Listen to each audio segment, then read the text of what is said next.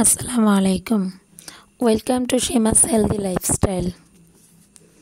আজকে বানাতে যাচ্ছি 13 কেজি দুধের কাঁচা গোল্লা, ননদ ভাবি রেসিপি। ভালো লাগলে লাইক শেয়ার কমেন্ট করবেন, কমেন্ট করে সাথে থাকবেন আমাদের।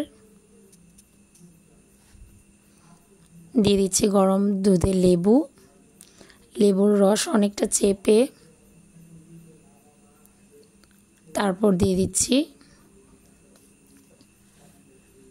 আপুই মেন প্রসেসটা করছে, আমি হেল্পিং হ্যান্ড আর কি, শিখছি বলা যায়। দিয়ে দিচ্ছি এই পর্যায়ে ভিনেগার দিয়ে নাড়তে থাকবো যতক্ষণ না দুধটা ফেটে যায়, ছানাটা আলাদা হয়ে যায় ততক্ষণ। অনেকটা দুধ, এই জন্য গরম হতে বলকাতে অনেক দেরি হয়েছে। আবার আরেকটু ভিনেগার দিয়ে দেব।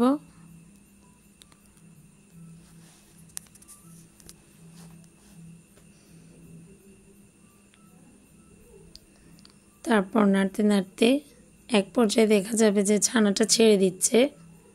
এই যে দেখতে পাচ্ছেন, বড় বড় চাকা চাকা হয়ে ছানাটা ছেড়ে দিয়েছে। আস্তে আস্তে পানিটা আলাদা হচ্ছে। আমার ননদের অনেক গুণ, কত কিছু যে বানাতে পারে। আপনাদের যদি সব রেসিপিগুলি আনকাট দেখাতে পারতাম, তার যে কত গুণ। সে যেমন সুন্দরী তেমন তার রেসিপি, তেমন খেতে। আপনাদেরকে দাওয়াত দিলে বোঝাতে পারতাম যে আমার ননদের রান্না কত মজা। এতটা ছানা একাই বানিয়ে ফেলতো।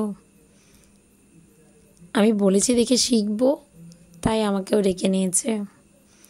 এই যে আপু ছেঁকে নিচ্ছে, ছেঁকে তারপর ঠান্ডা পানি দিয়ে ধুয়ে, তারপর যতটা সম্ভব এটার ভিতরে যেন একটুও পানি না থাকে, এই জন্য চেপে চেপে দুজন মিলেই এটার পানিটা ছেঁকে নিলাম।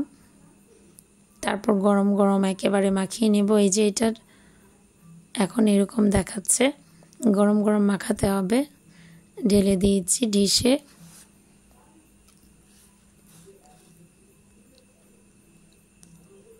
গরম গরম মাখিয়ে নিব এখন, যেন ভিতরে কোনো গিট ভাব না থাকে, একবার ফ্রেশ হয়ে যায়। এরকমভাবে মাখলে চলবে না, একেবারে ফ্রেশ করে মাখতে হবে। এখন গরম ধরা যাচ্ছে না, তাই এইভাবে মাখিয়ে নিচ্ছে আপু। একটু ঠান্ডা হওয়ার পর হাতেই মাখছি। এখানে দেখতে একেবারে কম দেখা যাচ্ছে, অনেকটা ছিল। কিছুটা আলাদা করে রেখে দিব, আর বাকিটা বেশিরভাগটা ভেজে নেব ঘিয়ের মধ্যে কনডেন্স মিল্ক আর চিনি দিয়ে এটাকে ভেজে নেব। ফ্রেশ ঘি দিয়ে দেওয়া হলো কড়াইতে। তারপর ছানাটা এখন দিয়ে দিব, মাখানো ছানাটা কড়াইতে ভাজতে। একেবারে লাল লাল হতে দেওয়া যাবে না, খুব ঘন ঘন নাড়তে হবে এটাকে।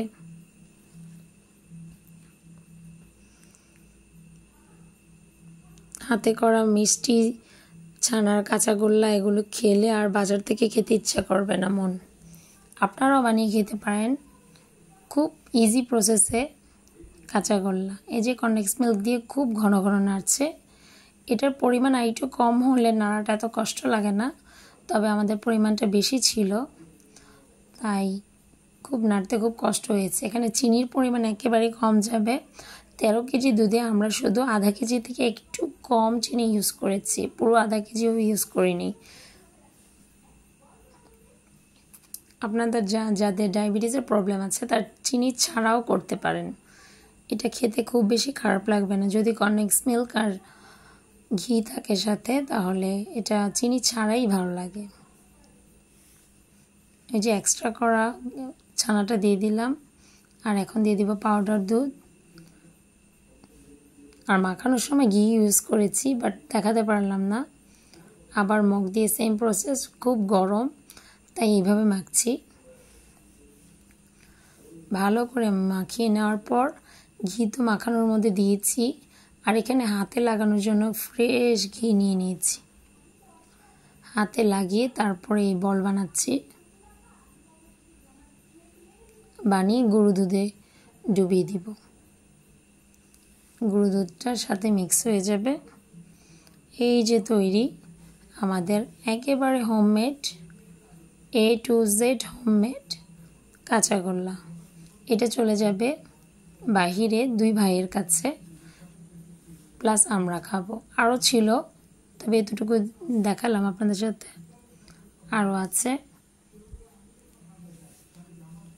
ননদ ভাবি যেমন ঝগড়া করতে পারি তেমন কাজও করতে পারি। কাজের সময় অবশ্য ঝগড়া করি না, ঝগড়াটা বন্ধ করে কাজই করি। তো কেমন হলো আমার কাঁচাগোল্লা কমেন্টে জানাবেন। অ্যান্ড ধৈর্য ধরে আমার ভিডিওটা দেখার জন্য আপনাদের সবাইকে ধন্যবাদ। আসসালামু আলাইকুম। Stay with us.